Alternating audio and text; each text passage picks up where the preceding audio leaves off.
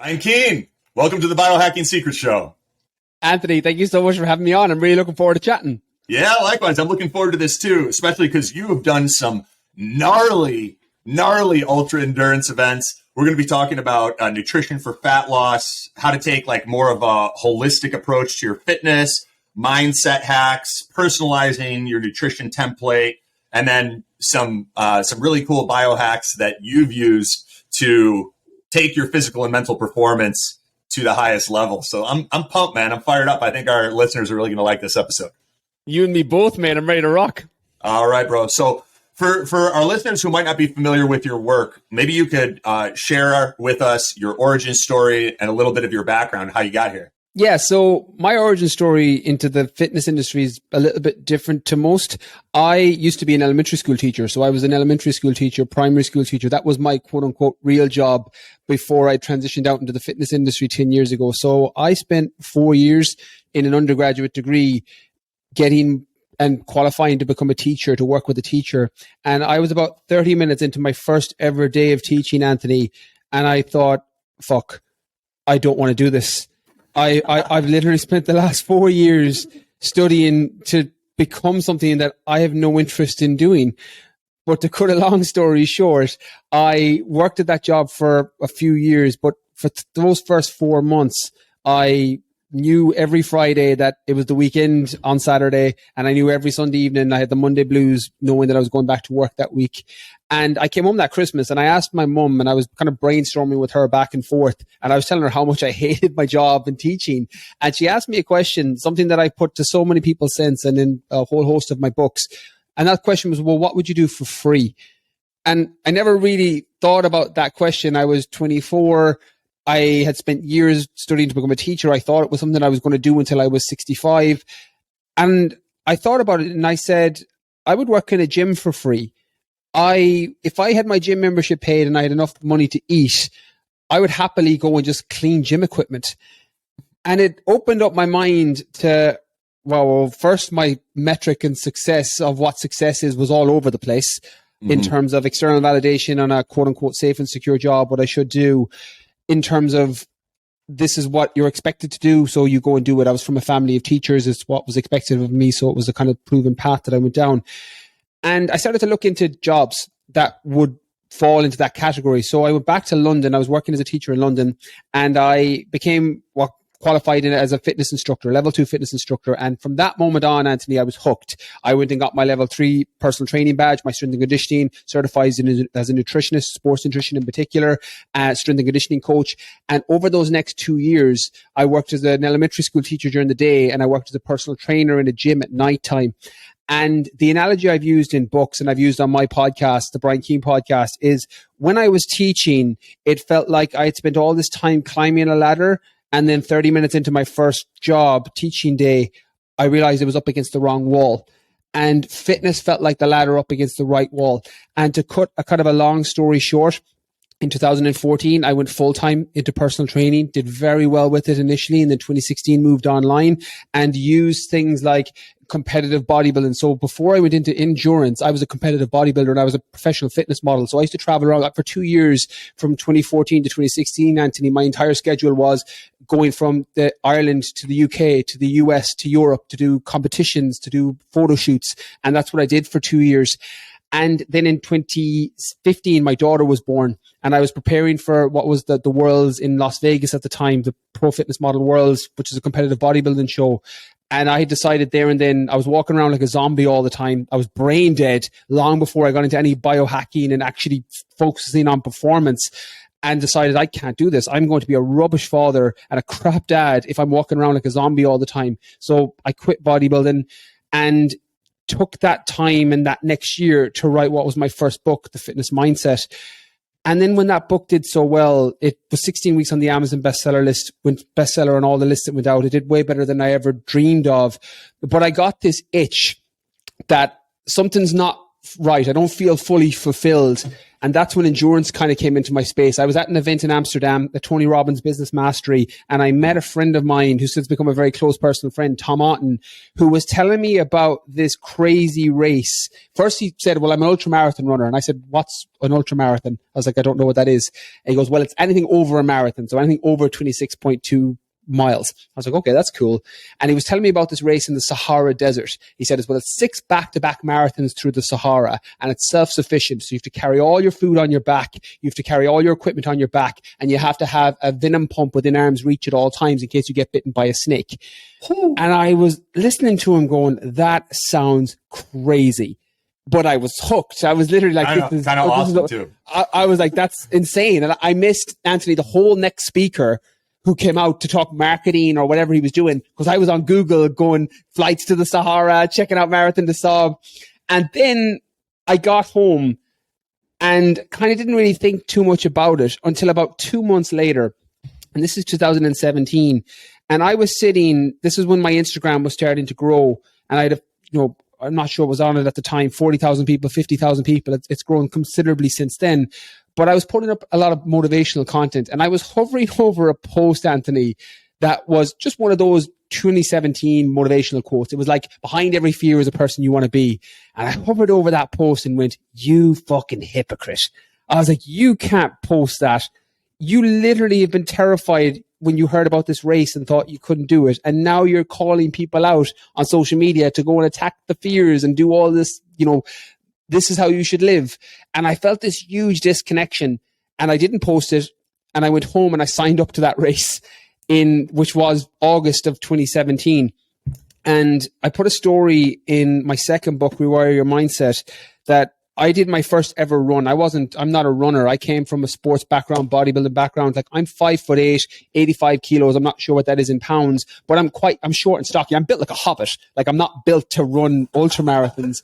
And I went and did my normal workout after I signed up, my chest, tricep, shoulder workout. And then I hopped on a treadmill and set it to 16 kilometers per hour. I didn't know, Anthony, if that was fast. I didn't know if that was slow. It was the speed. And I nearly got sick. I did 2 kilometers and I nearly spewed. And I went back to the dressing room and had my head in my hands. And when you break down 6 back-to-back marathons, that works out at 250 kilometers. And I was after getting sick after 2 kilometers. And I couldn't figure out, oh my God, how am I going to do another 248 kilometers of this? I'm not going to be able.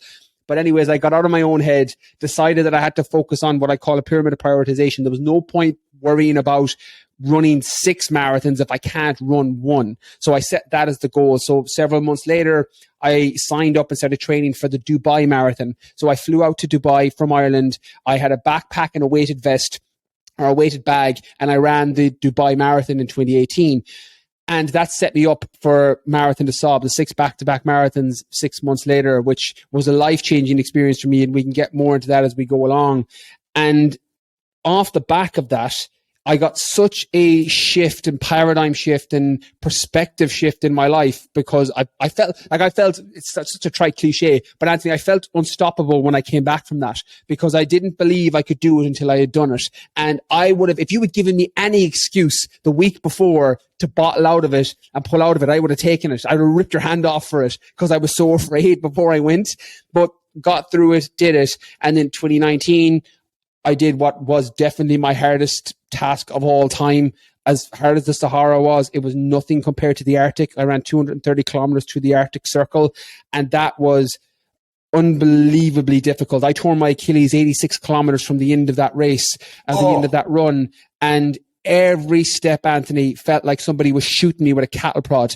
And it was the most pain I've ever felt in my life, bar none. Now, I got to the end, I finished, and we can get into how I potentially managed to get through that, because sometimes I don't know, and when I reflect on it, I can think it put me out for 6 months when I got back. I wasn't able to train properly or run for 6 months when I got back, but I got through it, I finished it, and then kind of just went into that world. So I ran my first 100-mile ultramarathon the year later in 2020, the Jackpot 100 in Las Vegas, and have been doing kind of endurance-based events since, because it's kind of the thing that gives me something to train for. It's something I'm interested in doing, pushing my body to see how far it can potentially go. I use a lot of the biohacks that help me, the sleep hacks, the jumping in and out of ketosis based on training for an event, different things that help me. So it's something that again, a very long-winded way of saying how I got from there to here. But that's the kind of the long version, or the shortened version of what was several years to where I'm at today.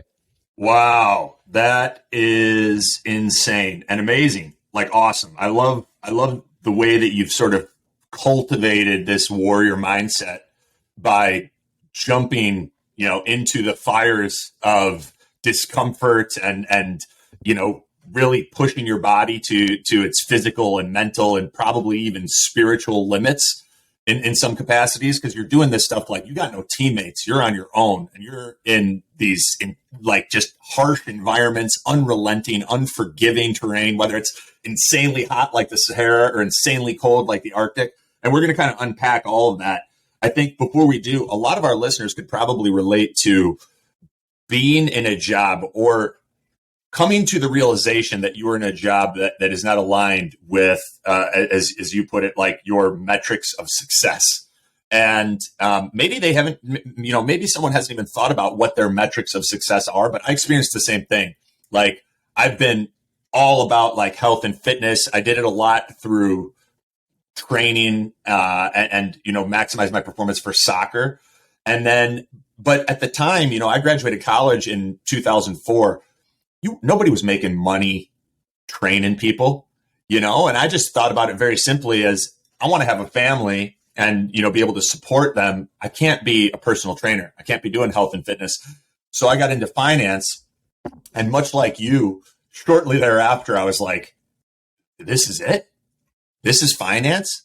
It made me realize that, wow, I really love interacting with people and serving people, and adding value to people's lives. And I was like a number cruncher, and I was putting people in debt, basically. We were financing $100 million office buildings in downtown Chicago, but it was all sort of like, I was doing that commercial mortgage-backed securities, which if you've seen the movie The Big Short with Steve Carell, one of my favorites. It's like, it's a bit of a Ponzi scheme. You know what I mean? And it was glamorous in this net, but I'm like part of the Ponzi scheme. And I just talked to Doug Knoll on the podcast, and he had a similar realization. He was a lawyer, and he's like, he reflected after like a decade of being a lawyer. He's like, how many people have I really served? And he realized it was like 5, and he's like, I need to make a change, man. I want to serve people. I want to be helping people on a real level and making people's lives better. So like, are there any, because that's a challenging moment when you've invested so much, when you've got some justification for that sunk cost fallacy around something that you put so much time and energy and effort into. And then all of a sudden you just have this aha moment that like, shit, this ain't it. Like how did you navigate that? And what would be your advice to someone listening who maybe through their own evolution or through an epiphany realizes they're not in a situation in terms of their vocation that is aligned with their metrics of success? It's a great question, Anthony. And I think there's definitely an element of self-awareness that's important for people, and self-awareness based on their own environment and situation. I would be quite risk averse by nature. I know coming from the financial background, it's one of the first things you do with people, but just in general, I'm quite risk averse by nature. Sounds funny when I run through the Arctic and the Sahara, but it's domain dependence clearly. But it took me 2 years to make the jump from working full-time as an elementary school teacher to personal training, because I was afraid of the uncertainty around it. And I had a lot of fear disguised as practicality as well, where I didn't think it was quote unquote practical to leave a quote unquote safe and secure job like being a teacher, something that's, mildly respected, doesn't pay superly well, but it's somewhat respected and can be seen as safe and secure, for something as has peaks and valleys like personal training or anything within the health and fitness industry. So the reason it took me 2 years was down to that fear. And what I did, and something that I offer as a potential avenue for people, is you give yourself a timeline. a runway of time in which you're going to make the transition. So I used personal training as a side hustle for 2 years. And I said that once I got to the point that my personal training income was equal or over what I was earning as a teacher, I would make the jump and I would leave it full time. And that's what I did. And that gave me a lot of confidence in myself that I could get better at my craft because I was getting paid well and I was improving the more people I worked with. But it also gave me that little bit of what I needed at the time as a financial security blanket underneath me, that I had enough savings that, I have 6 months of, even when I made the transition in January 2014 to full time, I have 6 months of, if nobody pays me, I can still live. I can pay my bills. I can do everything and I will be fine. And that helped me. Some people listening will be in a different scenario. They'll have kids, they'll have a mortgage, they'll have all these other priorities. That means that they can't make that jump tomorrow, even if they're not risk averse like me. But what I would say is getting your ladder, to keep my analogy, you're better to be at the ladder against the right, or the bottom of the ladder against the right wall, than halfway or at the top of the ladder against the wrong wall. And whether it takes you when you decide to make a change and a transition now, off the back of this podcast, and you hand in your notice tomorrow and go, I'm going all in on this, or you say, well, 2 years from now, 3 years from now, and you hold yourself accountable to that date. Very important, because it's too easy to, use the future and all these things. And if you don't have a tangible target in the future, it becomes never. I would consider looking at it you don't need to make this change straight away. I didn't. I had to give myself that 2-year runtime. But you were taking action that whole time. I mean, you were a personal trainer. You were doing both. You weren't like, I set this goal and then I sat there practicing The Secret for 2 years. Like the fucking law of attraction, without action is a distraction. Like it's the high end of, you have to take the action steps. Now, you don't have to take huge action steps, but you have to be doing something. Like I have one of my best friends who's not allowed to talk to me about writing his book anymore. I've banned him because he's been writing a book for 7 years. Like I've literally written 3 and published 4 books in the time that it took him to do. He hasn't done his first one. And that's not as a humble brag on my side to be like, I'm better than you, I can write. But he's not writing. He's not taking action steps in it. So now he's not allowed to bring it to me. It was probably giving him the false sense of accomplishment and actually taking off some of the pressure that would otherwise go toward doing the shit and writing the book. I couldn't have said it better myself. Like, that's what happens to people when they live in that, what I call in books, your future self. When you live in that, that's a catch-22, because that can be very powerful in terms of visualization on where you want to go. But it can also lead to this false action bias where you feel like you've done something when you actually haven't, just because you thought about it. And I think that's an important thing to catch. And if you're someone who wants to transition out of their job into something that brings more inspiration to your life, or in my case, I make a lot of decisions based on, well, what do I jump out of bed every morning for? What do I love to do? What would I do for free? To keep the analogies that I used from my mom earlier, that's kind of my metric. So I use that consistently, even to this day. That was 2012, we had this conversation initially. So 10 years later, I still use that when I'm making business decisions, when I'm deciding where to speak or what to do with my podcast or my programs or my courses or who I work for. It all falls into that bracket of what would I do for free. Now, not everyone's in that area now, but it's a North Star that I used at the very start that I still use to this day. Absolutely. Can you talk a little bit about how challenging those 2 years were? Because I was in a similar situation when, I was doing personal training, I was coaching clients. And then when we were going to launch Biohacking Secrets, my business partner is Russell Brunson, the founder of ClickFunnels. And I was like, all right, bro, what do I do? And he goes, write a book. It's like, I'm like waking up at 4:30 in the morning already, got my first client at 6. I'm going all day. And I'm like, when the F am I going to write a book? So for a period of time afterwards, it was just whenever I had a free moment, and there was a lot of espresso involved and things like that in order, like where sleep got shortchanged. I had to be able to allocate that towards this creation process. So maybe you can talk a little bit about how challenging those 2 years were, what sacrifices needed to be made. And one thing that you sort of touched on, but this could be a nice integration here, is you were saving up that money so you had a little bit of runway. And I think a lot of people psychologically have such a hard time with a perceived step back in their quality of life. But very often that is necessary during these moments where we're going after our dreams, you know, where you look and say, okay, what do I actually have to spend week in, week out, day in, day out, month in, month out?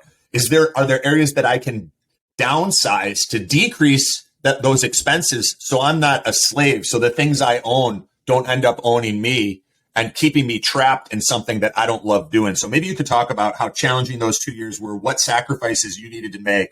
What did you do in order to like keep your expenses minimal or you know, to help make that transition happen sooner as opposed to later?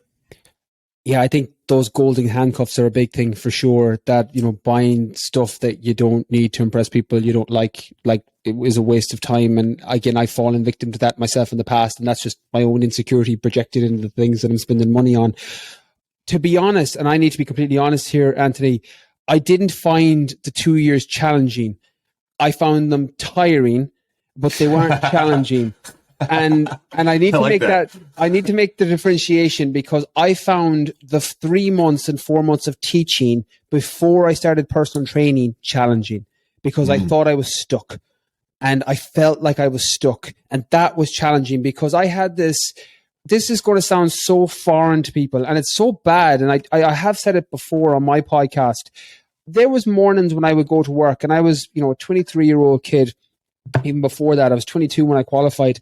I would be walking to work or biking to work.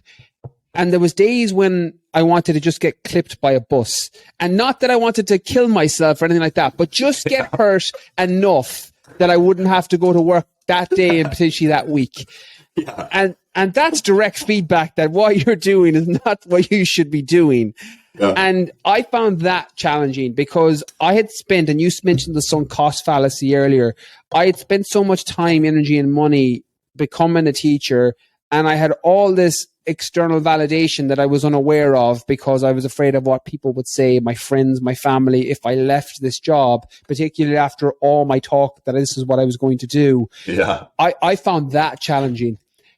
The 2 years of working as both was tiring because you were working all the time, but it was also very inspiring because I knew this other thing I'm doing in the evenings, I love doing. And every time someone handed me money for personal training, I couldn't believe I was getting paid to do it. It was one of those, which in hindsight, looking back, if somebody said that to me now, I'm like, you should go all in with that. Like, it's hindsight's 2020. At the time, I didn't have that. And I didn't have the people around me who were in a similar position who could offer that advice. I should have and would have cut my learning curve considerably more if I knew then what I know now, but I didn't know then what I know now, hence all the mistakes I made. But I didn't find it as challenging because I knew it was what I wanted to do over the long term. And although similar to you, there was a lot of early mornings, a godly amount of caffeine and espresso taken to get through days. And I sacrificed things like sleep, finances, nights out, even my own workouts to a degree, because I had this greater thing that I wanted to do. And I preach something opposite now, but I'm in a different stage of my life now, similar to you, Anthony. Non-negotiables now is high sleep quality and my food quality and my workouts. They're all non-negotiables. They're things that are bedrocks of my life now. But when I was in my early 20s and I was trying to get this thing that I wanted, I was willing to make those sacrifices then and there.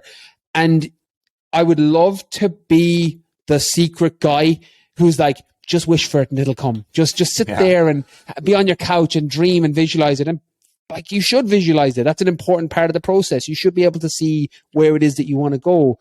But there is a part and there's a time and a place when you just have to grind. You just have to suck it up and you just have to do it. You won't have to do it all the time. I'm in a very fortunate position now that I pick and choose what I want to do. I don't have any issue with financial security and haven't had it in the last several years. Don't worry about paying bills, something that I once worried about. Don't have that. Don't worry about time. I have most of my time back now because I have a great team that work for me. I don't worry about, my relationships because I get to spend time with my daughter, my partner, my loved ones. They're all things that are of a higher priority now. But it came from the grit on the front end. It came from just doing and grinding and getting the things I had to get done when I needed to do them. But you're not going to do that forever. So if you're struggling, it's like the Winston Churchill quote, if you're going through hell, keep going. You just keep going until you get past that point, and it will get easier. Yeah, I love that. And so I go to a good amount of masterminds. I used to go to more, but it's very easy to just get too much information and too many different strategies that you come home and you want to implement like 30 things. And it's more of a distraction than actually beneficial once you got your business going. So I don't go to them as much now, but there was this term at masterminds that I was taught called the pack your bags moment. And it's basically you show up from the very beginning with an awareness that you are looking for that one piece of information, that one piece of advice, that one strategy where if you packed your bags in that very moment and left and implemented it, your whole business could change, And I sort of look at you hearing that, about that ultra marathon. I think it was the Sahara one with, where you got to pack the snake venom and all this stuff. And you're like, that was like your pack your bags moment. You're like, I want to sign up for this now. I don't even need the rest of this business mastery thing, or maybe I do, but I'd rather do this. You know what I mean? And like, how did you? Because I'm sure I don't know if you were aware of that term, pack your bags moment. I wasn't until somewhat recently. But how did you have? It seems like you're a guy who's pretty in touch with your heart, right? And your emotions and the emotional response that you get to certain things. Right? Is that something that you've always had? Is that something that you developed? How did you learn to be like, whoa, this is it. I'm on it. You know what I mean? Where you're signing up then and there while you're still sitting in business mastery, I believe it was. I love that question. No, I learned it 100%. Natural intuition isn't a strong suit. And I think we all probably have a certain level of it, and then we end up relearning it. We unlearn the other thought processes that we went away from at some point. I have used different language, although I love the pack your bags moment. I just use what excites me. Like that's a metric that I use to this day when I'm making decisions based on what race I should do. It was the decision I made when I met my partner. It was like, this felt different. This was exciting. This felt like a different feeling to the other relationships and the other people that I had been dating at the time. The races were the same. The business decisions I make, the things that excite me are the avenues I go down. The same with the topics of books. I've written 3 books, The Fitness Mindset, Rewire Your Mindset, The Keane Edge, and I'm writing my 4th one, which now is kind of taking on a self-discipline, mental resilience, mental toughness angle, because that's what I feel is exciting me right now, particularly the misconceptions around it. I once had the grind it out and grit mentality that, to the man with the hammer, the whole world looks like a nail. And I would apply that philosophy to everything, when sometimes building mental resilience is down to letting shit go and dealing with anxiety and being a bit more self-compassionate with yourself. And there's a time and a place when you just need to toughen up and just grit it out and bear it. So I tend to follow that process on what's exciting me. And it's similar to the pack your bags moment. When you get that right, if I just went and did this now, my life would be better. And I've got better at listening to that voice, and I've got better with taking action on it. I think that's probably the disconnection. I think there was a time and a place in my life when I would have things, and my language was different. My internal dialogue and limiting self-talk was things like, that's something other people do. So I always wanted to do a bodybuilding show. I grew up following Arnold Schwarzenegger. I was a massive Schwarzenegger Me fan. too. And I was like, I love that. I would love to do a bodybuilding show, but my language was, that's something other people do. And marathons were similar. I would see people running 26.2 miles and go, wow, that's amazing, but that's something other people do. And that's just another disguised internal dialogue way of saying that you're afraid to do something. So a combination between getting better with checking in with that internal voice or that inner dialogue and what excites me, mixed with getting out of my own way. And, if it's a case of feeling the fear and doing it anyways, or whatever it is that you need to get over it, that has got easier the more I've done it over the years, because it's definitely not a natural intuition. And if it was, I lost it somewhere along the way for several years and ended up getting it back. 100%. I think that's probably very encouraging to our listeners who may feel like, oh man, I don't even know what excites me. I'm so caught up in this routine that I'm partially responsible for, but day in, day out, week in, week out, there's not a lot of stuff that gets me fired up, and part of this journey, I believe I had to do it myself too, is rebuilding a life that you love and trying new things, not just sitting there like making lists and ruminating in your head. Like, make a list, schedule that shit, and get out there and try it, and throw away the stuff you don't like and keep the stuff that makes your heart sing and lights your soul up, and that's kind of how you rebuild a life. But it doesn't happen watching Netflix and staying caught up in, the shitty job or the relationship that's not working, where the waters run dry. So Brian Keane, let's imagine this is a movie, and it's a movie that's part of the story of your life, right? And the movie starts out at the climax of the most challenging, gritty, mentally, spiritually unrelenting thing you've ever experienced in your life. Can you sort of tell us the story of where you were, what was going on, what was the dialogue, happening between your ears, and how you were able to persevere, if you persevered? That's a phenomenal question. I've never heard that one, Anthony. I think I've never heard it outside of this and your podcast.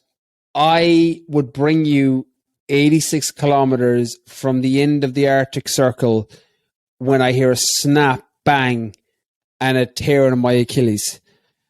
And there was a period of about 4 miles where I had to go, and I'm in the middle of the Arctic, and I have my friend Simon, who was there alongside me. The two of us did it together just for support for one another. And he was looking at me, and I said, mate, you're going to have to go on ahead, because I couldn't keep up with him. Like, he was just moving at normal pace. I was like, mate, I can't move. And it was 4 miles from what would have been so in the Arctic, you have the local Sami tribe, the indigenous reindeer tribe, and they set up teepees every 10 miles or so that they'll give you boiled water, because obviously all the water in the Arctic freezes because of the temperature. So they boil the water for you and they give it to you. And it was 4 miles away from this teepee, and I was moving slowly. So the Arctic is a very unforgiving place. So if you picture the Sahara Desert, the Sahara is hot and it's uncomfortable, but it's manageable. The Arctic is kind of like this Goldilocks zone. If you're going too slow, you end up running the risk of frostbite, and that becomes its own problem. If you go too quickly, you sweat and your risk of hypothermia goes up. So you're in this Goldilocks zone in the Arctic where you need to stay at a certain level of core temperature, and you need to keep your not sweating too much, but not moving too slowly that you run the risk of frostbite. And I was moving so slowly that my eyelids froze over. So there's a photo I had on my Instagram, because obviously there's so much water in your eyes, which I'd never really thought about till I went to the Arctic. But my eyelids froze over because I couldn't blink. So I was 4 miles moving so slowly at a snail's pace, pulling and dragging my leg behind me. And I got to this teepee, and there was a medic there, and she looked at my Achilles and said, look, if you keep going, this could rupture, and then you're out of here in a helicopter. And I looked at Simon, and he told me this on reflection afterwards. He said, I told the medic, you're gone. You're not going finishing this. You're out of here. And I said, okay, if that happens, that happens. If they have to call in the helicopter, cool. If it ruptures, it goes. And I got a little bit of heat around my eyeballs so that I was able to blink again, because they were bloodshot. I wasn't able to blink for about half an hour before I got to the TP without that real strained blink. So they were completely bloodshot. They looked like, I was a zombie in a movie. And I took some painkillers, which work amazingly well for me because I don't take painkillers generally. So I had codeine tablets and painkillers, and basically dragged my leg for 86 kilometers. And the inner dialogue for that was just a repeated mantra that pain is temporary. This will go away. And I repeated that for 86 kilometers. Every step was, this is temporary. There will be a time and a place when I don't have a torn Achilles and I'm sitting at home and I'm watching a football game or a soccer game, and I'm fed and I'm warm and I'm around family and friends, and things will be fine. But that's not now. Right now, this fucking sucks. And I can acknowledge the fact that this is really difficult but I reject that it's going to stop me doing it. And I reject that it's going to hold me back when it comes to hitting the finish line. And I think it's important to understand, because some people think that can be a bit sadistic.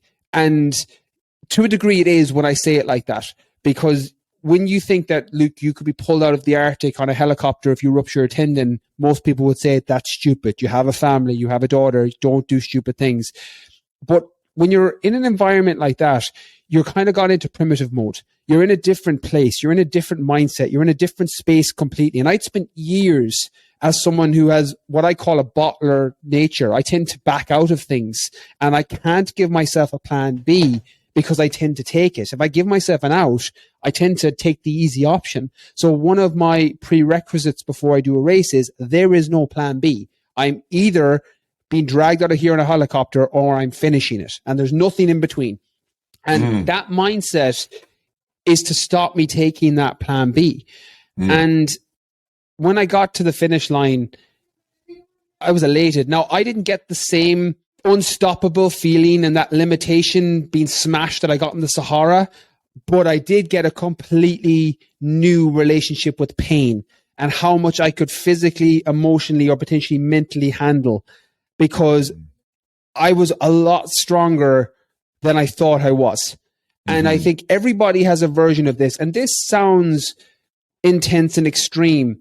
But when I see, Anthony, people who have had children die, or a mother or a father that they're close to pass, that's hard. That's difficult. Like they're things that I look at and go, wow, you are so much stronger than you thought or anyone thought you were. And going through the Arctic gave me that. I always had a fear of my mother dying. That was one of my biggest fears. She's been the closest person to me, my biggest fan from day one, and has literally been my rock and my pillar. And I always had this fear of something happening to her. And when I got back from the Arctic, I had a completely different mindset. I thought that I actually need to be the oak in the storm if something bad happens. You know, Jordan Peterson says, be the strongest person at your father's or mother's funeral. And that was my mindset coming back. And my relationship with pain had completely changed. And I wouldn't change it for anything. That was life-changing for me. It put me out for 6 months. I was literally like, I had the biggest chest and arms ever after 6 months, because that's all I could do. Like I couldn't do any lower body stuff. I couldn't run. Like I was literally in the gym just pumping out the chest press and do bicep curls for 6 months. But guns out. Yeah, 100%. People are like, oh yeah, you got big. I'm like, yes, I haven't ran in 6 months or moved. But you should see my legs. Yeah, that was it. I was just like, wearing the baggy trousers. I was totally fine. I was like, yeah, don't look. But yeah, that's the moment I would take you to 100%. And if you would ask me 5 years ago, 6 years ago, I would have said unthinkable for me to do that. And my second book, Rewire Your Mindset, where I talk about my experience in the Arctic in particular, I tell people that, like, the reason that I'm quite mentally strong now and mentally resilient and mentally tough is because I'm not naturally like that. The analogy I use in the book is it's like the overweight person in high school who's now really lean and muscular, but they know they could always go back to that overweight state because they've been there. I feel like the mentally tough equivalent of that, somebody that's built a mental resilience, but isn't like that by default and could always slip back if I don't stay on top of it. 100%. So this, I was going to ask you why it was so important to you to finish, but it sounds like it was because you would recognize this pattern in yourself where a lot of times historically, if there was a way out, you would take it. So you safeguarded yourself against that by saying anything I commit to is getting done no matter what, unless I'm completely physically unable to do it. Like, my body shuts down, tendon ruptures, and I'm getting choppered out of there. Is that accurate? Yes. On top of, I couldn't look at my daughter in 10 years' time when she'd ask about that race. And if I didn't finish it, I told her that I bottled out because something could go wrong. And I had this weird moment in the Arctic when my daughter, Holly, was 4 at the time. And I kind of had this, I won't say mild psychedelic moment, but I suppose I was in so much pain. I may as well have been living that moment, that she was 16, 17, coming to me when something difficult was happening. And I was telling her to persevere through, that it will get easier and it will pass. And if she ever asked, well, why didn't you finish that race in the Arctic? Which I'm sure she probably wouldn't, but this is where my mind was at the time. And she said, well, why didn't you finish? And I'd say, well, because I was too sore, because I was in pain. That's not a fucking answer. Like, no, you could have kept going. You could have dragged your leg. You could have done it. Yeah. And I knew myself I could have done it. And that's what kept me. I had a bigger why. Like, I didn't want to look her in the face and be like, yeah, I tapped out because it was too difficult. I'm like, that's not an answer. That's not the lesson I want to give her. That's not the person I want to be. It's not the dad I want to be or the person I want to be. And that replayed in my mind. Hence why I kept repeating, pain is temporary. This will go away. And that, on top of what you said, was my probably stronger reason for getting to the finish line. I love that. Yeah, I'm a big believer in testing myself and doing things to myself that are so challenging that there's nothing someone else could do to me that I haven't already faced or overcome. And there was like a funny moment actually on Sunday. There's this place I love going called the Chicago Sweat Lodge. And they've got like a super hot Turkish bath that's like a wet sauna. They've got a super hot Russian dry sauna. And then they've got a 37-degree cold plunge pool, right? And so we're in the sauna, and I had just bought one of those silly sauna hats, you know what I mean, that you'll see like the Russian guys wearing. I'm rocking that thing in there, and this dude walks in, and he's got a heart rate monitor, chest strap, and like, you know, one of the Garmin watches. And I was like, bro, I have been wanting to see what my heart rate's at in here for so long. I'm like, what kind of numbers are you putting out? He's like, oh, you know, I'm usually like 140 to 155 when I'm in the sauna. But if you pour the cold water on yourself, or if you do a cold plunge, it quickly comes back down, and, you know, you recover. And I was like, all right, fascinating, you know?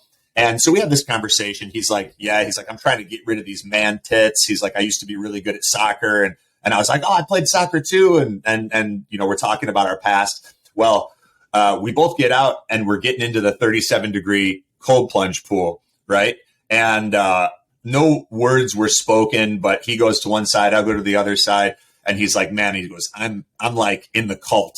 I'm in the cold plunge cult. He's like, I've gone nuts for these things. I'm like, me too, bro. I'm like, Chicago. There was one Chicago winter where I did like 100 cold plunges in Lake Michigan in the freezing water. And I'm like, I love it. I'm like, and he's like, yeah, it doesn't get any easier though. I'm like, no, it doesn't. And then we both get quiet.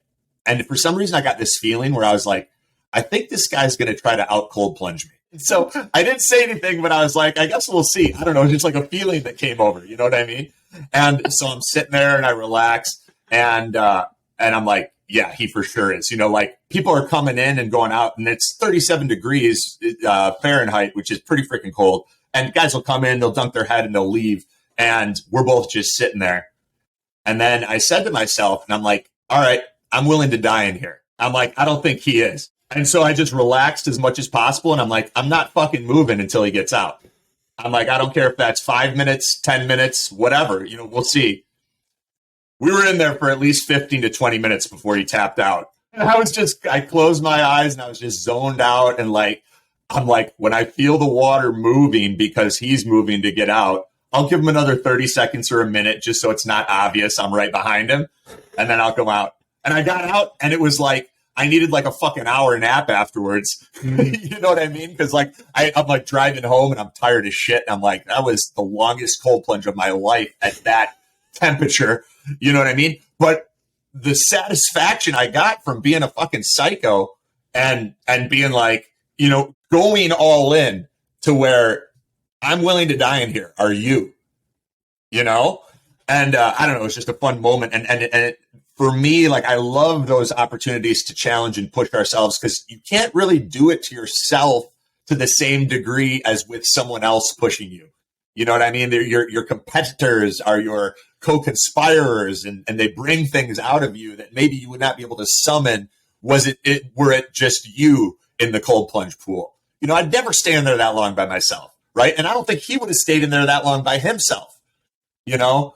Now, people will be like, oh, that's not safe, and whatever. I took an hour nap and was fine. You know, I've done hundreds and hundreds of cold plunges. It wasn't a big deal, and I felt great the next day. So it was just kind of like, it sort of illustrates that there is no plan B. We have to be doing these hard things. We have to be doing them to ourselves, and then looking for fun, sometimes impromptu opportunities to leverage the inspiration from others that that elevate us to levels that perhaps we could not get to on our own. 100%. It's so funny you say that. Like a philosophy that I've been a long-term subscriber to is to choose your suffering.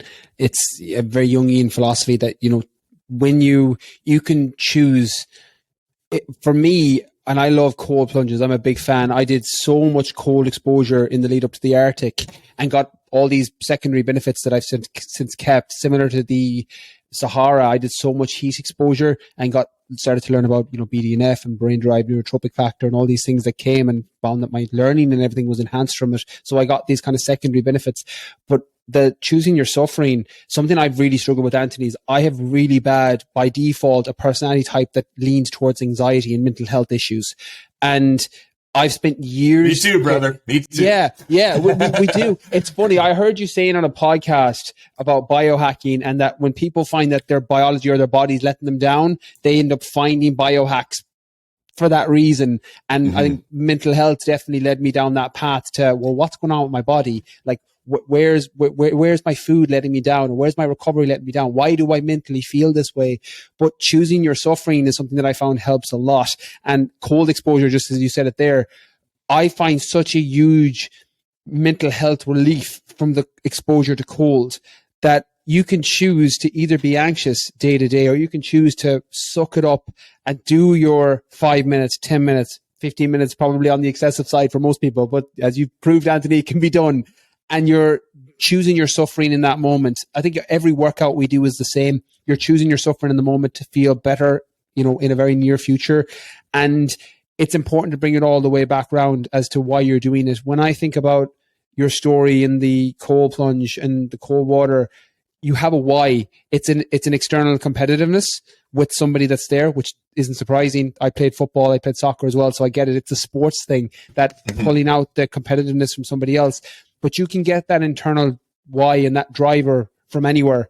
And I've used external things in the past. It can be a little bit of a hot burning fuel, particularly when you're pulling out some of the negative stuff to fuel you and drive you. But you can also use a lot of the positive things. And, you know, I use my daughter, my family all the time. What kind of dad do I want to be? And do I want to be someone who gives up on things because they're difficult? And that's more of a positive things that can drive me. But I think it's all the same. And it's not a right or wrong for people listening. It's about finding what drives you, what motivates you, what's your why, and then applying that base to get through on whatever it is that you're looking to do. 100%. I think a lot about what am I going to tell my kids? You know, the stories I'm going to tell my children, and the lessons that I want to impart upon them, not verbally, but through my actions, through the way that I lived. And then same thing for my grandkids, right? Going out another generation and thinking about that. And when they look back at the history of all the things that have happened during our lifetime, how did we handle that shit?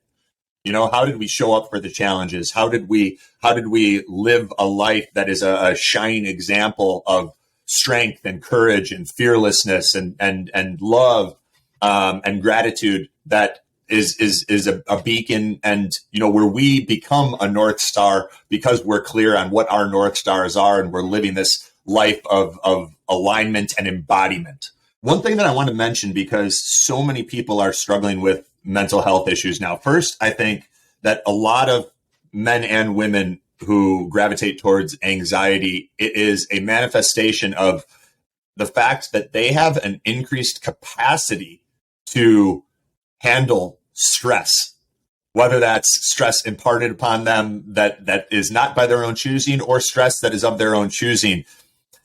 However, if there is a life of comfort that is being lived by someone who has a very high capacity to handle stress that exceeds that of what perhaps a more average person could handle, I think that starts to manifest as anxiety and restlessness and discontentment. And as you've mentioned, things like regular training, you know, cold exposure, heat exposure, like, we must be the ones to do that to ourselves if we want to find that equilibrium. Otherwise, you know, if you're living a Netflix and TV dinner lifestyle, but you're really a warrior at heart, you're going to feel anxious. And that may very well be your soul's way of trying to awaken you to the fact that you're living out of alignment. Yeah, it reminds me of the line that I'd rather be a warrior in a garden than a gardener in a war. And it's, you're setting yourself up for that warrior mindset and handling those day-to-day anxieties. And I have what some have said to me, to bring back their words, a bit of an unconventional approach and assessment of anxiety. I think anxiety is a superpower if you learn to control it. And it has a catch-22, and definitely the danger is in the dose. But when you're a type A personality, and I know Anthony listened to the podcast and a lot of your guests are similar, we tend to not struggle with get up and go and doing things, because you have that anxiety as your kind of, it's like hot coal burning fuel underneath you. Where it becomes a problem is when it starts to impact you in a negative way, affecting your sleep, affecting your relationships, affecting your presentness. And that's when you know, well, actually, I need to do things that are going to stay on top of that. And I have a whole range of things that I do that I've mentioned, from working out to the cold exposure, to the heat, to journaling, to therapy, something I've dived in and out of, to gratitude lists and gratitude journaling. I found that probably the biggest thing. You touched on gratitude earlier. I have one of my friends who, he's an IFBB pro bodybuilder, but he's from Nigeria and was smuggled over to Ireland when he was 9. And he's like, I'm too blessed to be stressed, man. Like, and that always is something I try and adopt, because he's right. When you feel so blessed and you're grateful, it's hard to be stressed and it's hard to be anxious. And I find anxiety, for most cases, assuming I'm not making crap decisions in my life, which I've done in the past, which has led to anxious decisions, overcommitting to things, saying yes to too many things, not being clear on what I should be saying yes to, being a big one. All of those things manifest itself in anxiety, and it's direct feedback that I'm going away from my North Star when I'm feeling that way. Sometimes I have to feel the fear and get over it anyways, but there's a difference in the feeling when you're like, I shouldn't be doing this. This is a waste of my time. I don't want to be with these people. They're emotional vampires, XYZ. You know you shouldn't be doing it, but you've committed and you've said it. So you use that failure as feedback to not make those decisions going forward. But if you're just getting day-to-day anxiety, something that I still get, it washes over like a wave, like it passes. It's similar to the pain in the Arctic, just in a short-term, day-to-day acute sense. It's a stressor, but it stresses at the minute and it's acute, but it will pass. It's a wave. And I will instantly stop myself in the moment when I feel anxiety coming on and just make a list of 3 things I'm grateful for in that moment. And I'm very fortunate that the closest people to me are healthy and well for the most part. I don't have any health problems myself. So in a lot of cases, and not everyone's in that position, they're low-hanging fruit that you can focus on right now. There's an old Stoic philosophy, I'm not sure if you're familiar with it, Anthony, negative visualization, where they picture the things they have now in their life and then they imagine them being removed from them. So you make a list of all those things that you would give your right hand for if they were taken away. For my case, it's my partner, my daughter, my relationships with my parents, my mother in particular, the job I do. There are things that if they were taken away from me now, I would be like, I would give you my right arm to get them back. And the Stoic philosophy of negative visualization is you just sitting there and picturing those things being taken away from you in whatever form that comes into. And it tends to knock you back into a very grateful state. And again, I know it's kind of going left field, but it's a tool that I found very effective for my own personal mental health. So I said I'd share it in case it's useful for the listeners as well. Yeah, I think that is useful. And one of the other things, like, I was put on Prozac at age 19. I didn't know any better. Honestly, I went to college. I started drinking beer and stuff like that I hadn't drank before. I'd been a varsity athlete and captain of the soccer team and this and that. So I started drinking some beer, and it's depressant, right? I start feeling depressed, and I just get this script for Prozac sent out to me, never even had to see the doctor. And I was like, all right, I guess this is what you take. I am depressed. This is an antidepressant. That makes sense. And then when I got really into biohacking and stuff and started realizing more of what these drugs can do to us long term, then I spent, the next long period of time trying to get off that crap. But there was a period where I was so depressed that I wanted to die, and the pain and my internal state was so unbearable. I felt like a prisoner in my own body. And it was one very important commitment that any of our listeners who may have struggled with this stuff or be struggling with this stuff, I think this is a vital commitment for them to make, which is the commitment that no matter what, you will never take your own life. Because during that period, it was that commitment that forced me to find a way out. And I was exhausted. Everything hurt emotionally, physically. Death seemed like the straightest line to get out of that incessant pain every second of every minute of every day, right? But because I had made that commitment, not just to myself, but to my mother, to my family members who love me, to my future family who I haven't even met yet, that commitment was the reason that I said, I got to figure this out. I got to get myself out of this. And any energy that I did have went towards trying different things and connecting with different people and sort of digging my way out of hell, if you will. So I mentioned that because with more and more people that are struggling with mental health issues, anxiety and depression and all this stuff, if you haven't made that commitment, I encourage you to make it now. And I also encourage you to look at this as not something that needs to be done on your own. I personally am a Christian. I believe in God. I believe in a higher power. I pray every day, usually during my workout at some point. And that also was very, very helpful in conjunction with that commitment in getting me out, being able to lean on my creator and asking for help and saying, hey, I've been trying to do all this shit myself my whole life. God, please help me because I really need it right now. So I just wanted to mention that to anyone who may be listening to this that either has struggled or is currently struggling, or people that may struggle in the future. That commitment was so absolutely vital in my journey. And I just wanted to encourage anyone to make that if they haven't.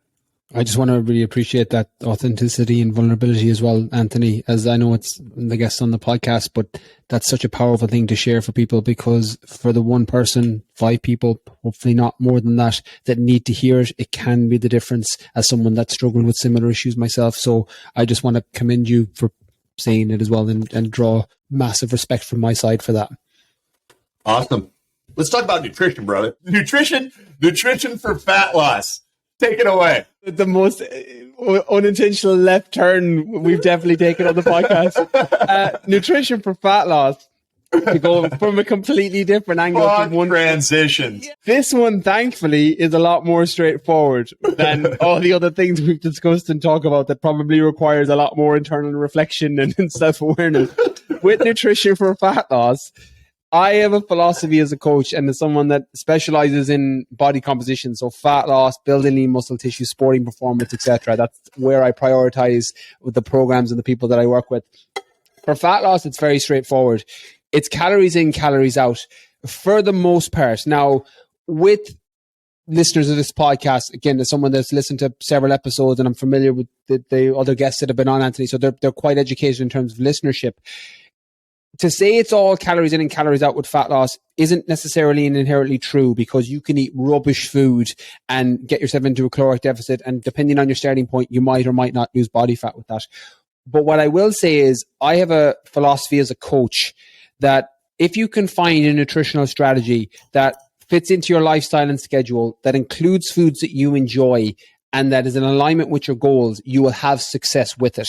And whether that's intermittent fasting, whether that's a ketogenic diet, whether that's a Paleolithic diet, whether that's a flexible dieting approach, whether that's a carnivore diet, a vegan diet, if you can hit those 3 things, you will have long-term success. And then when it comes to fat loss in particular, it's manipulating the food choices slightly, or manipulating the calories so that you're able to get into that deficit so you can use stored fat for fuel. But I think with nutrition, and you've had people come on talking about plant-based, talking about keto, intermittent fasting, etc., all of those diets work really well when it comes to fat loss, like not talking biohacking, not talking energy and cognitive performance, etc., purely fat loss. All of those diets, and potentially most diets on the market, work if you're consistent with it and it ticks those 3 boxes. Yeah, I've noticed that too. One of the biggest frustrations that a lot of people have is, especially when they're getting on a nutrition template and they've been eating garbage for a long period of time, it's hard for them to comprehend how much consistency matters. And that at the very beginning,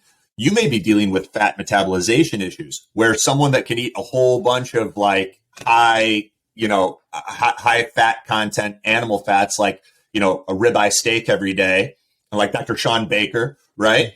But he's worked this transition. He's been consistent with his nutrition. He's made sure that his body is able to metabolize fats and his liver's working properly. Whereas someone that's been eating a whole bunch of processed carbohydrates and boozing and sitting on their ass, they may not yet be able to handle that same nutritional template. So it's how can you be consistent enough with some of those templates that you mentioned, like a Paleolithic diet or an autoimmune paleo diet, or like a carnivore diet if you're eating like truly organic and grass-fed and pastured animals, or, even some people cyclical vegan if you leave room for healthy animal fats or you supplement wisely and that sort of thing. Pescatarian, all of these can work if the quality of the food is good and if you're hitting the right quantity of food. But you need to know that you kind of got to go all in at the beginning and give your body some time to heal,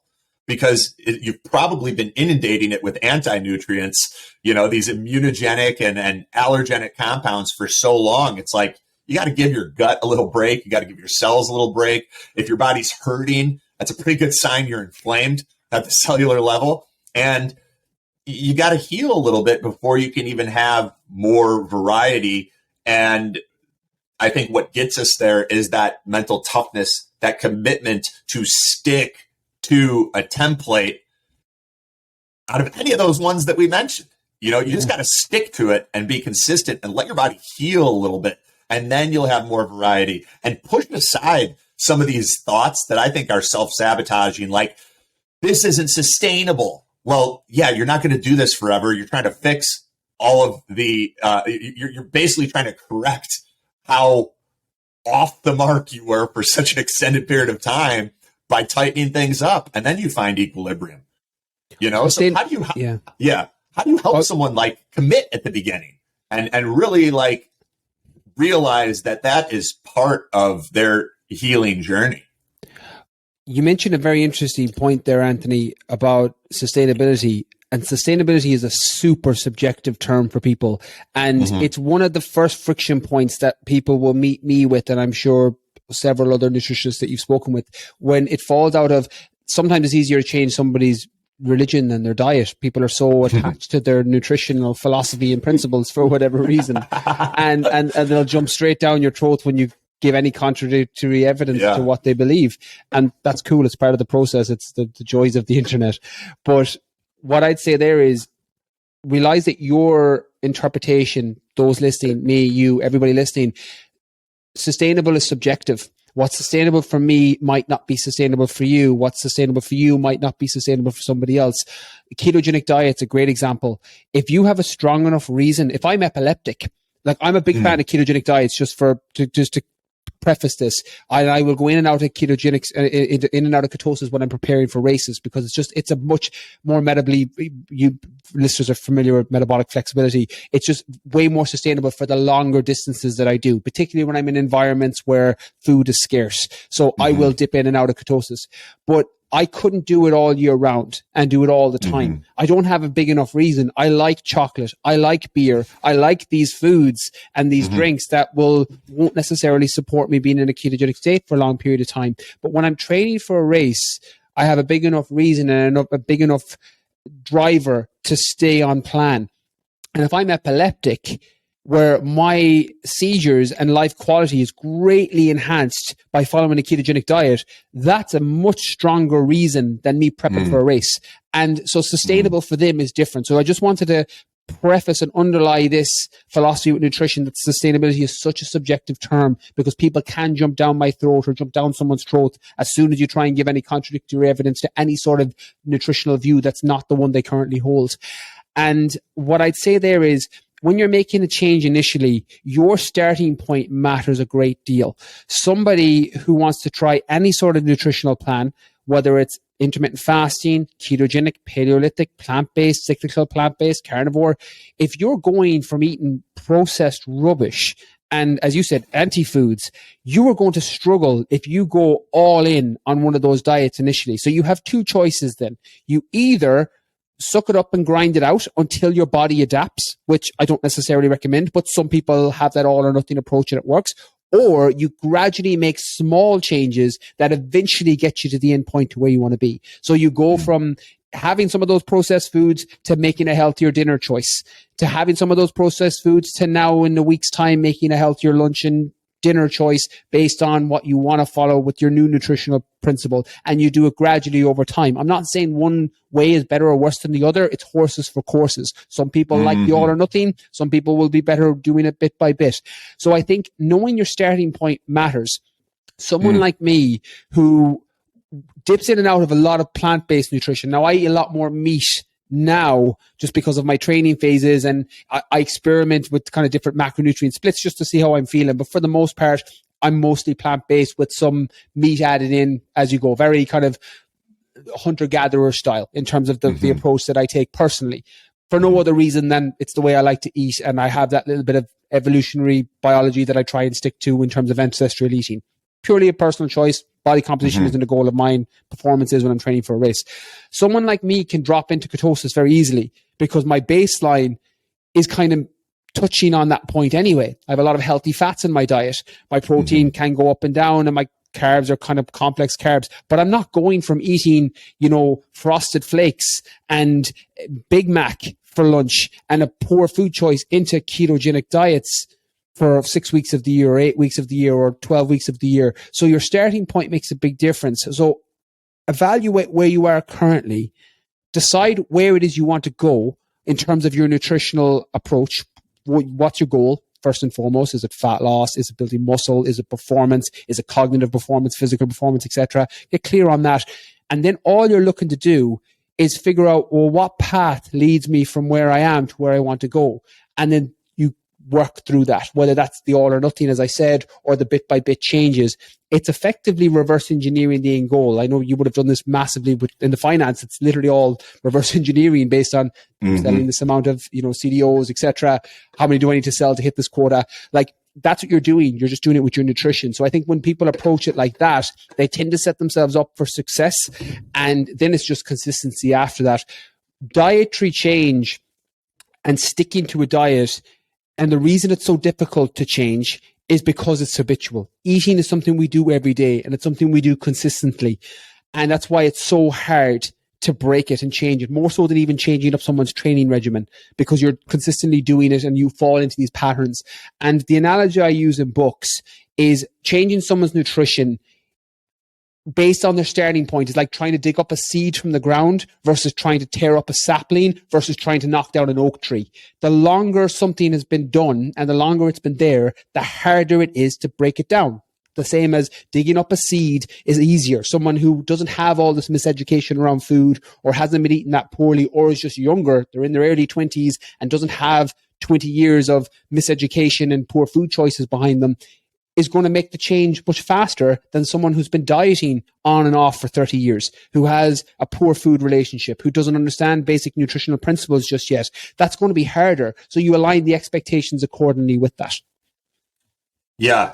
And so we have like this foundation of consistency, right? Picking a nutritional template that is aligned with an ancestral way of eating, whether that's like dairy-free, grain-free, ketogenic, paleo, autoimmune paleo, pescatarian, where you're eating wild-caught fish, carnivore, where you're eating grass-fed animals for certain people who can metabolize fats properly and their livers in a good place. So that's like your foundation, right? And I do think it's important to really bring truth and awareness to how that's going, because some people will do really well at going all in and being strict.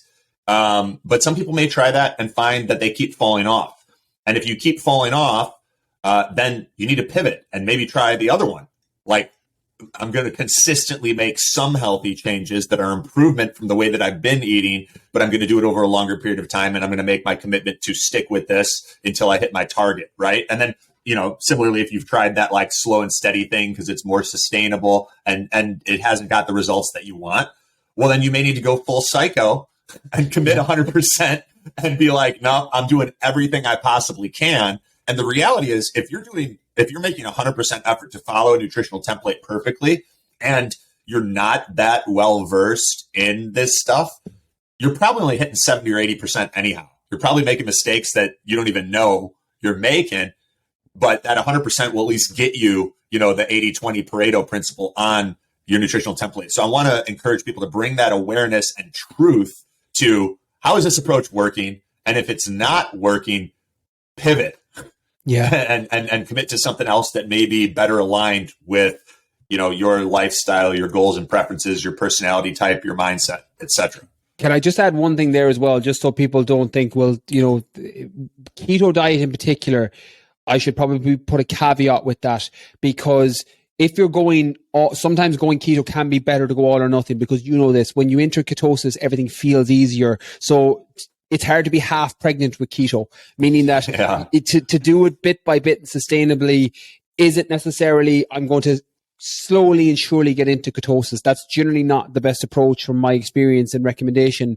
Mm-hmm. But if you are coming from a food background where you're not making great choices, I wouldn't necessarily make the goal of ketosis in a short period of time the goal. You're trying to just make yourself a bit more balanced with energy, so you're not riding a blood sugar roller coaster, and you're getting those blood sugars balanced and becoming a little bit more insulin sensitive. And then you're gradually going to transition out until where you can go into keto, where you end up pulling back your carbohydrates, nutritional ketosis I'm talking about, as opposed to, dietary ketosis, as opposed to fasting ketosis. So you start pulling up your fats, pulling down your protein, pulling down your carbs. So I just wanted to add that caveat as well. Just if people are like, I'll slowly and surely get into ketosis. If that's the one out of all the ones we mentioned, that might not be the best approach. So I just wanted to add that as well. Yeah, very good advice. So let's imagine that, and guys, if you're enjoying this conversation and you're getting value from Brian and myself, share this episode up, send it to your family members, friends, coworkers, and that's how we're able to do these podcasts and bring them to you for free. So share it up, fam. Brian, let's say that we've got that foundation of consistency, a consistent following of a nutritional template in place. What else are some of your tips for, nutrition for fat loss?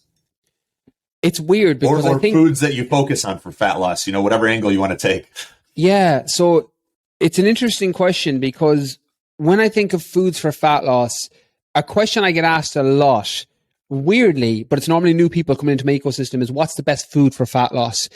And it's not the right question, because there's certain foods that will support fat loss potentially, and certain foods that might not support it, but probably not for the reasons you think. When I think of supportive food for fat loss, I think of, complex carbs, healthy fats, plants, complete protein sources. When I think of unsupportive foods, I think too much sugar, trans fatty acid, hydrogenated oils, all of these things. And what can happen sometimes is people go, well, I'll eat apples because apples are a fat burning food. I'm like, no, apples are full of nutrients and there's fiber in there, which will keep you fuller for longer, which will support your caloric intake over the space of a day. But if you want to call it a fat burning food, you can, but just be aware this is what it actually is. And that thinking can put people down a rabbit hole of focusing on, well, I'll eat this food because it's a fat burning food. You see it in diet magazines and things like that all the time. Online now, it's really prevalent, where it's like, eat, loads of chilies and eat, X, Y, or Z food. And yes, there can be some potentially thermogenic benefits to certain chilies and all of these foods, but in and of themselves, they're not going to torch fat off your stomach or torch fat off your body. So just be aware of that on the front end. With nutrition, it's about being consistent more often than not. You mentioned it earlier about the Pareto principle.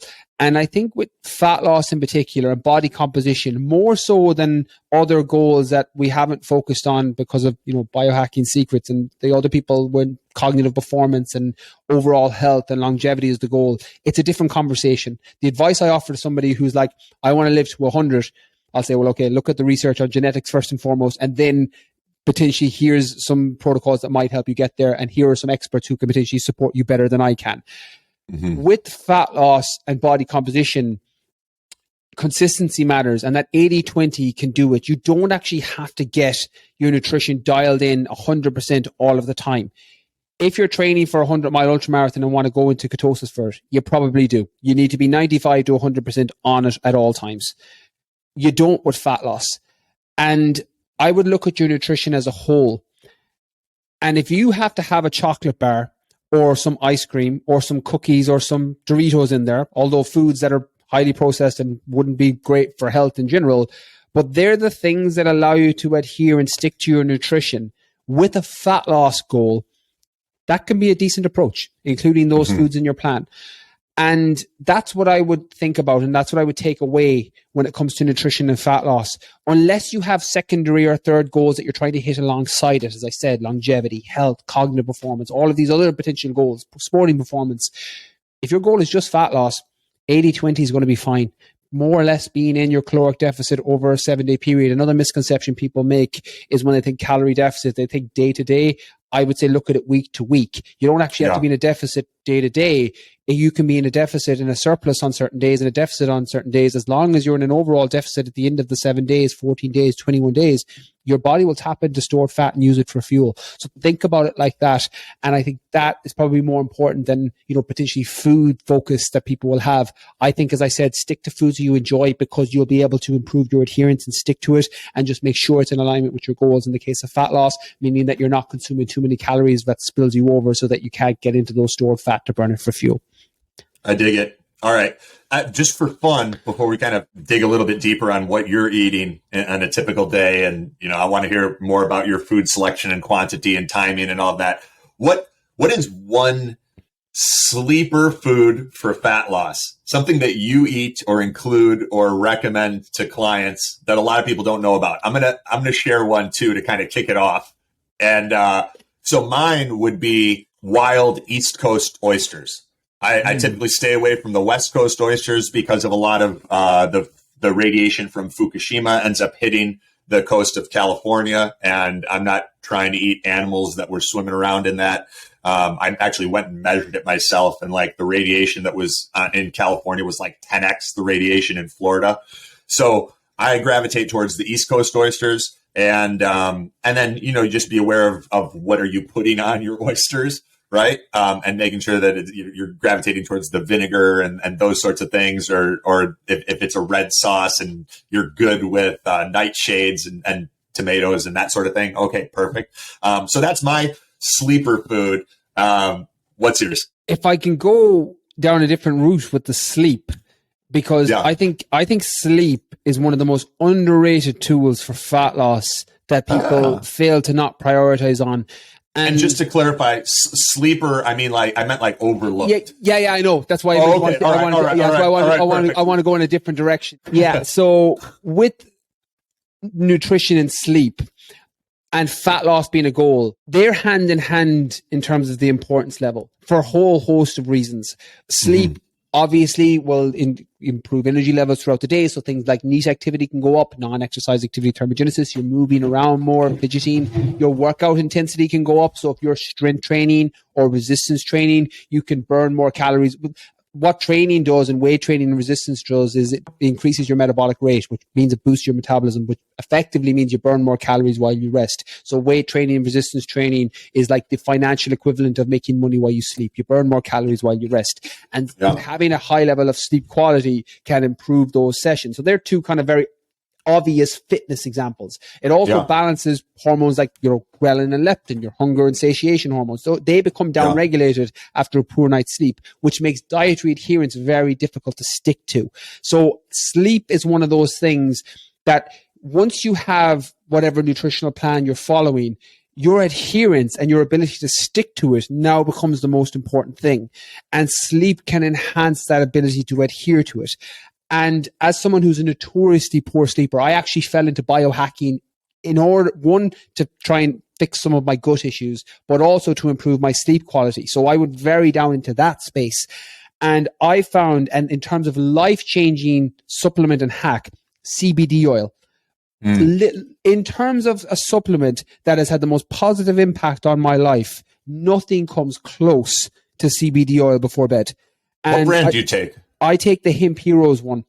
So Hemp Heroes? Hemp Heroes, yeah. So just full disclosure, I'm a brand ambassador for that brand. But I'm sure there's other great brands out there that work great, but they're the ones that I use. And they were the ones that got me into it in 2018 because I had tried out other brands and didn't get the benefit. Yeah. And I didn't understand the dosing and my body weight and all these other things that are very obvious now. So David, who's one of the co-owners, he's now the full owner of it, but was co-owner at the time, explained it to me and was like, look, you take it like this, do it for the 7 days, let me know how it goes. So took it for the 7 days. And as someone that does every sleep hack you can think of, the blocking out blue light blockers before bed, no light in my room so it's not touching off my skin in any way, getting out in the morning first thing to get some of that vitamin D and that blue light so that I'm setting up my sleep for that night first thing in the morning. I've literally tried as many hacks as you can go.